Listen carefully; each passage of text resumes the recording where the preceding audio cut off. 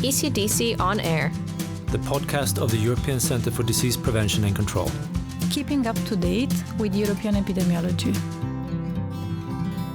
Hello everyone, and welcome to ECDC On Air, the podcast of the European Centre for Disease Prevention and Control. My name is Catherine, and we are recording from our headquarters in Stockholm, Sweden. In this episode, we are going to talk about one of the activities performed by ECDC, which is the monitoring of Legionnaires disease. What is this disease? How do one catch it? And how ECDC monitors it? These are the topics of our discussion today.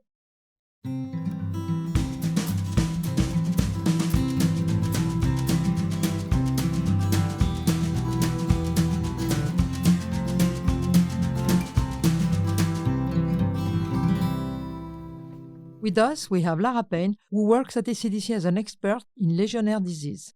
Hello, Lara. Nice to have you here. Hello, Catherine, and thank you so much for inviting me to join this podcast. Could you please tell us more about yourself? What is your background? So I'm a non-medical epidemiologist. I'm a biologist in background, and I've worked at ECDC now for nearly 15 years.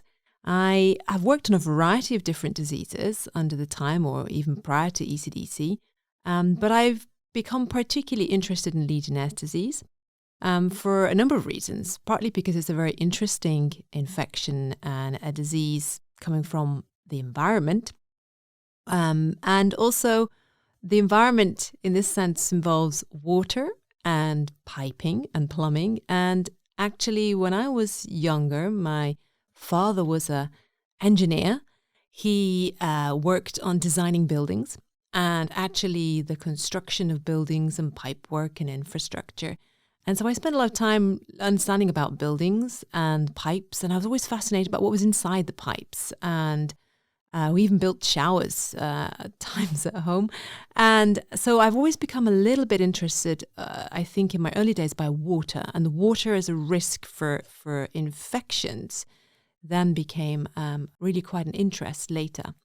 I am curious, why this name?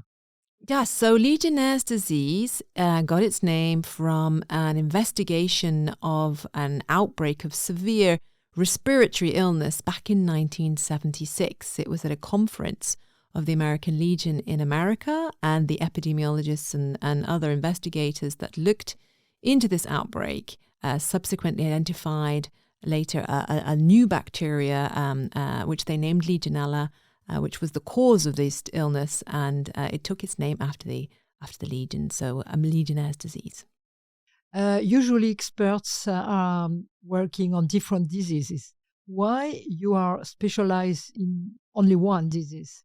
So yes, I actually work in the respiratory disease group here at ECDC, but I focused on one disease because we have a network, the ELDSNet network, which the European Legionnaires Disease Surveillance Network, that focuses just on that disease as well, because it's kind of an unusual one in the sense that it's a respiratory pathogen, a respiratory disease, but it comes from the environment. The bacteria comes from water and soil from the environment around us, which is quite different to other respiratory diseases, which are more person-to-person spread, such as influenza or other colds. How you can get this disease? So Legionnaires disease is caused by a bacteria which is called Legionella. And the Legionella species is actually over 60 different types, but about half of them is actually pathogenic or associated with disease in humans. And this bacteria lives in the environment around us, but it's not a problem until it becomes involved in water systems, engineered water systems where it can grow, and where the water then becomes aerosols. And the water carries the bacteria essentially through mists and sprays, or where air has been blown through water to create bubbles. It creates this aerosol, and this bacteria comes up in the air, and we breathe it in, and it comes into our lungs, and we get infected.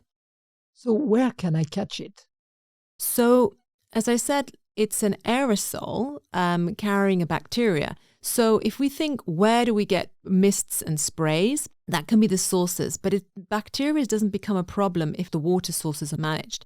But if you want to visualize like a building and say, okay, looking at the top all the way down to the outside of a building, and I consider where can mists or water sprays come from? Well, the bacteria could grow in the cooling towers on the roof of the building, where water is used or recycled and reused to help cool the air in the building. So it's not an internal risk, but a mist that potentially goes outside the building, which can carry this bacteria where it's been growing in the water.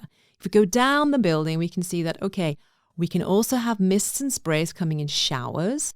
So when you put your shower on, it sprays water at a high pressure, and that creates this mist. Or taps, when you open and close them. There have even been cases associated with flushing toilets. You could get aerosol where the bacteria could have been growing in hot tubs or baths, which could create bubbles where you have these nice bubbling water. So that could also create an aerosol. You can also get aerosols from misting machines, again, to help you cool down or humidify things. You can also get aerosols that could potentially carry the bacteria in fountains or hoses or irrigation of the garden. So all these kind of sources could develop aerosols of water where the bacteria could be present if it's not being controlled and adequately assessed for the risk of its growth in these engineered water systems. Do you mean that tourists could catch it in any hotel? Yeah, so we talk about different buildings, and buildings could be everything from a hospital, it could be a public building, it could be a home, a residential building, but also buildings can include hotels and large blocks of accommodation for tourists. And so we talk about also travel-associated Legionnaires' disease, or you may have heard about that, or TAL, because hotels and cruise ships or campsites, they're particular buildings or places where the water systems may be used in infrequent ways. So the water is not constantly flowing where the bacteria might be growing in the pipes. The water is not constantly flowing and being used. It stagnates. And stagnation we know is a risk for growing the bacteria. So in hotels where they may be closed for various times or the rooms might not be used depending on occupancy, there can be a risk, like other buildings that are not being used, that the water may grow and therefore become a risk for the bacteria being released in showers or other water sources when eventually the building does get used. Again, only if there isn't a sufficient water safety management plan or consideration of the risk. What are the symptoms? So Legionnaires' disease presents as a severe infection of the lungs. It essentially could begin with a fever, a high fever, a dry cough, and then as a headache might come as well. And these symptoms are quite general. They may be a lot like other influenza-like illnesses or other cold symptoms. But then for Legionnaires' disease, the infection comes down to the lungs and then pneumonia occurs. And particular also to Legionnaires' disease is that other symptoms such as abdominal pain and diarrhea or even confusion, mental confusion can come because of the progress of the infection in the body. And sadly, Legionnaires' disease is also a disease which can be deadly. You can die from the infection if not promptly diagnosed and treated. As symptoms are similar to flu and other respiratory disease, how can we detect this disease? So it does present like other illnesses, but Legionnaires' disease has this pneumonia. So when a patient presents with severe infection and this development of a pneumonia, it's really about the suspicion of Legionnaires' disease as a type of diseases amongst community-acquired pneumonias that would prompt the doctor to actually test and do laboratory tests for Legionella infection. And the tests can vary, these laboratory tests can vary from urine samples, so a urine antigen test. It can be that they ask you for a sputum sample so that they can then also grow or do what was called a culture of the specimen to see if the bacteria is present and whether it grows. And they may even do other tests such as bronchial lavages also to produce this sample and even do molecular tests such as PCR. So there's a variety of tests that can be done to see if you have actually got Legionella infection, and that's the cause of the pneumonia. When looking for information on the internet on this disease, I saw that it is associated with Pontiac fever. What is Pontiac fever, and what is the difference with Legionnaire disease? So actually, they are the same in the sense that they're caused by a Legionella infection. It's just that Pontiac fever is a different disease presentation.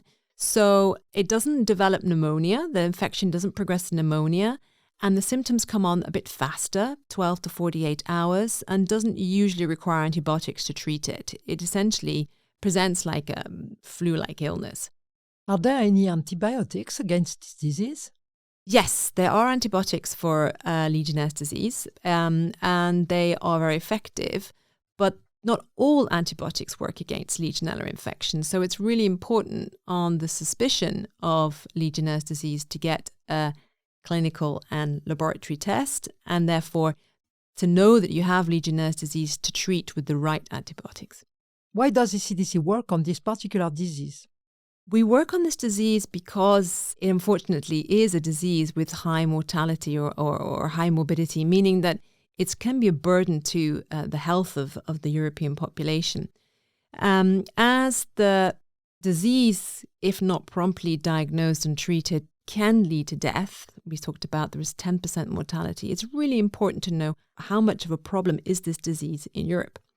And for that, we collect data with the countries to measure how many cases are there and who is affected across Europe. Are there a lot of cases in Europe? So up until 2019, so before the pandemic, we had about 10,000 cases of Legionnaires disease notified to or reported to ECDC every year. So that's actually been a doubling of the number of cases in the 5 years up to 2019. So it is an increasing problem in the EU area. What would be the reason for that? Is it an increase of the number of tourists traveling? So travel-related cases are actually only about 10-15% of all the cases that are reported to us.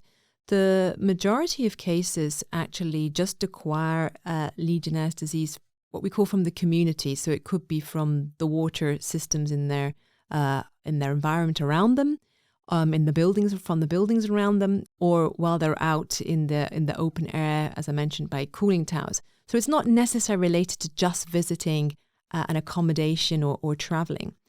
We don't really know why there is this sudden increase really in the last 5 years or so.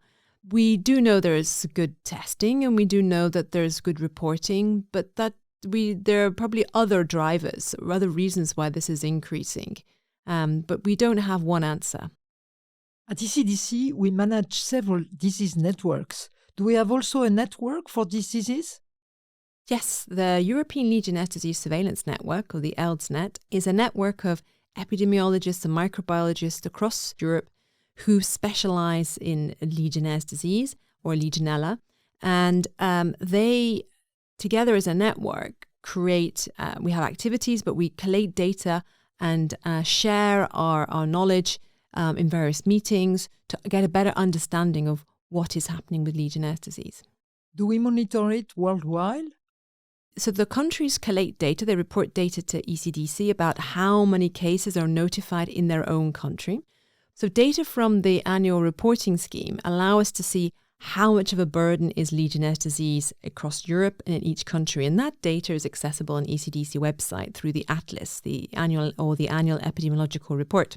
And there you can see how many cases are notified, which is the sort of age and gender distribution, and what are the notification rates in your country. But it's not the only surveillance system that the network undertakes together. We also have what's called the Travel-Associated Legionnaires Disease Surveillance Scheme, which is a near real-time surveillance scheme. And by that, it means that when people are diagnosed with infection, the case is reported to ECDC as fast as possible when all information is collated as patients or cases are detected in real time.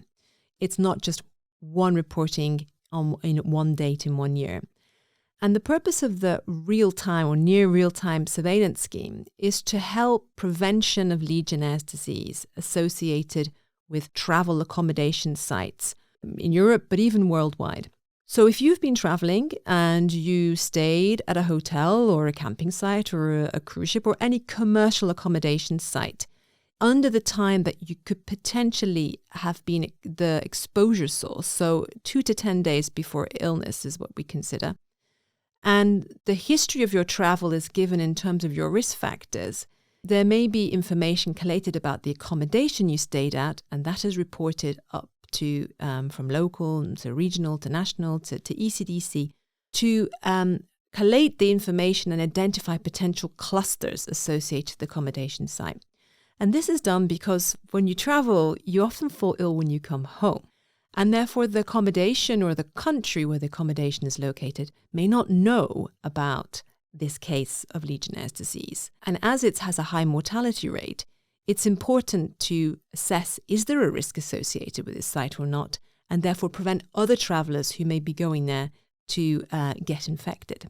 So it's really about collating information across the different countries who are reporting cases to help the country where the accommodation may be located to go out and assess the potential risk and help also those accommodation sites not to become a problem for Legionella infection.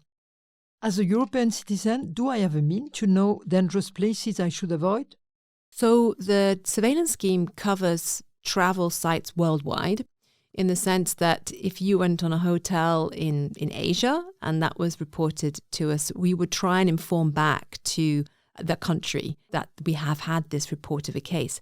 And so ELSNet has contacts, voluntary contracts worldwide, but also works with WHO to help reach out to regions and to countries to inform them so that they can therefore go and assess the risk. So there's all this action ongoing all the time to prevent. In the EU, if an accommodation is assessed by a country and is considered that there is still a higher risk than expected at the site, that there's an unknown risk, yet we know that there's a cluster, then it may be that the accommodation name is actually published on our webpage under what's called the accommodation list. What is ECDC added value in monitoring this disease?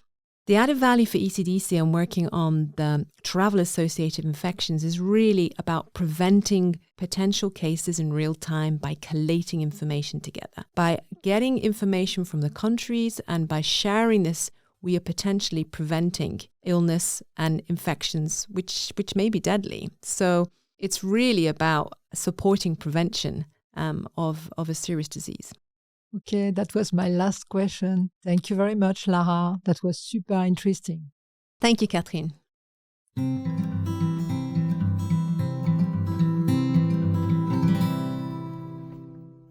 We hope you enjoyed this episode. To know more about the Legionnaires' disease, visit our website at ecdc.europa.eu and follow us on social media.